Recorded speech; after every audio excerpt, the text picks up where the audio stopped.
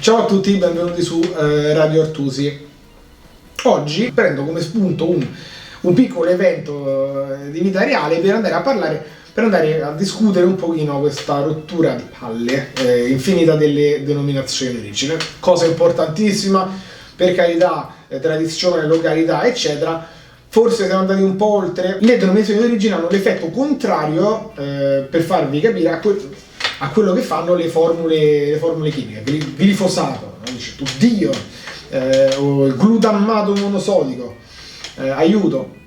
E denominazione di origine, se tu dici le corniole di Corneto, eccezionali, il pecorino piccante di Gazzola, buonissimo, l'ho provato l'altra volta, mi è andato buonissimo. Allora c'è una classifica della carbonara su internet che è molto interessante, specialmente per un fatto.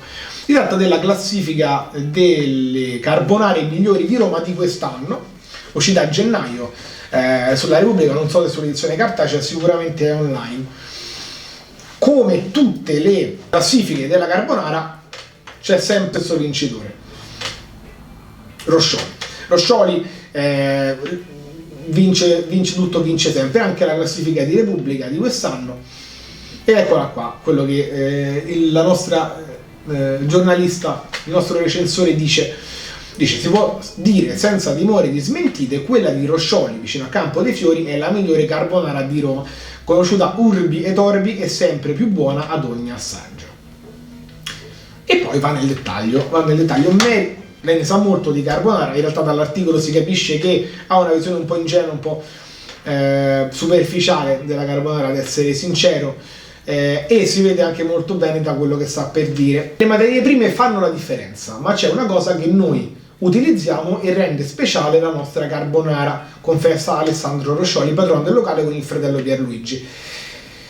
Il segreto della carbonara dello chef del locale Nabil Haj Hassan, qual è questo segreto? Dice la padella di ferro rovente in cui viene fatto sfrigolare il grassetto guanciale di Montecorvo. Io leggo questo, ovviamente la padella di ferro non ci faccio granché, so io la piastra, però il guanciale di Montecorvo lo devo avere. Il guanciale di Montecorvo, leggo questo, voglio il guanciale di Montecorvo. www.google.it, guanciale di Montecorvo, dove acquistare. Mentre già scrivevo, no? Io dicevo, ma questo guanciale di Montecorvo non ho mai visto. Mi piace mangiare, vengo da una famiglia dove si mangia. Io guanciale di Montecorvo, ho detto, papà, tu lo conosci il guanciale di Montecorvo? Mi hai provato? Dici, no. Chiedo a qualcun altro, ma tu l'hai provato? Sì, buonissimo. Tengo su internet, non si trova. Montecorvo, vado su cercare Google Maps dov'è Montecorvo, c'è un Montecorvo vicino l'Aquila, ma è un monte, cioè un monte, cioè non c'è neanche un paese, è solo il monte. C'è un paio di comuni, credo che si chiamino Montecorvo, vado a vedere se ci fosse qualche centro di trasformazione della carne, qualche salumificio, ecco, che producesse questo famoso guanciale, così vi spando una mail, mandatemelo perché devo assolutamente provarlo. Non si trova nulla, ma insomma questo qui è in Italia, un altro magazine, e ci dice: quella di Roscioli vicino a Campo dei Fiori viene riconosciuta come la migliore carbonara di Roma grazie agli ingredienti di primissima scelta e alla maestria di chi li lavora. Ovviamente è chiaro che hanno copiato dall'altro articolo. Tra i segreti c'è la padella di ferro rovente dove viene fatto sfrigolare il guanciale di Montecorvo. Di nuovo il guanciale di Montecorvo, ma non solo sugli italiani. Questa informazione si spande a macchia d'olio in tutto il mondo. Gli inglesi, dove assaggiare la migliore carbonara di Roma su All About Italy. Ecco qua, il segreto è la scelta degli ingredienti. Scalettone Benedetto Cavalieri, guanciale di Montecorvo.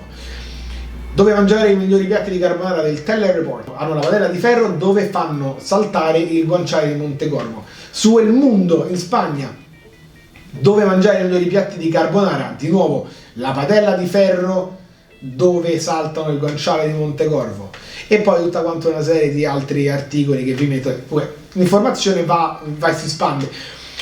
Allora io voglio mangiare questo guanciale di Montecorvo. Se non si riesce a trovare questo guanciale di Montecorvo, ma sarà vero che da Roscioli usano il guanciale di Montecorvo? Allora andiamo sul sito di Roscioli, www.roscioli.org, adesso ve lo metto giù in descrizione il link, e leggiamo addirittura il carbonara kit. Quindi loro mettono insieme gli ingredienti, te li mandano a casa e tu te lo fai per conto tuo. Vediamo che ci dicono. Siamo poi in tutto il mondo la nostra carbonara. Che cosa c'è in questo kit? La pasta è abruzzese, ha un diametro importante che rende il piatto corposo. Il guanciale è una guancia di uno degli allevamenti marchigiani del Monte Conero. Gli allevamenti marchigiani del Monte Conero, non Montecorvo. Corvo, però è il Monte Conero. A partire dalla Giovinezza della Repubblica, poi tutti gli altri che mi scrivono il guanciale di Monte. Cosa possiamo, il guanciale di Monteconero, no? Il guanciale di Montecorvo, che cosa ne possiamo dedurre da questo? Possiamo trarre, diciamo, 3 conclusioni. Che tutti sbagliano, anche i grandi giornali possono sbagliare, che internet non è infallibile, ma alla fine può succedere, non ci vogliamo fossilizzare su questo. E 3, che quando c'è una denominazione d'origine nessuno la controlla. Tutti quando vedono guanciale di X, formaggio di Y, la pasta di X, nessuno va a controllare. Nessuno va a controllare perché oramai ne esistono talmente tante, perché si tratta di una pratica talmente tanto comune di mettere dovunque queste denominazioni quando servono e quando non servono, che nessuno controlla più e c'è un gran casino. E io sono sicuro che se noi andiamo a cercare tutte quelle che ci dicono tutti quanti, si tratta nella maggior parte di cose tipo guanciale di Montecorvo. Questa è la verità. Stiamo attenti. Denominazioni di origine poche ma buone. Il guanciale di Montecorvo non esiste. Grazie a tutti.